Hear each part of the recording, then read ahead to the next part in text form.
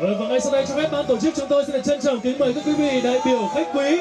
Chúng ta sẽ cùng nán lại khu vực sân khấu để chụp ảnh lưu niệm với đội tuyển vô địch của giải đấu năm nay, FC Hữu Nghị.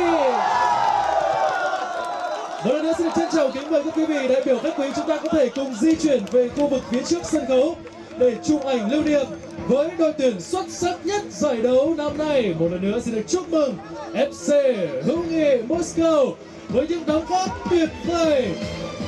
Xin được chúc mừng tất cả các đội bóng và hẹn gặp lại tất cả chúng ta trong những giải đấu năm sau.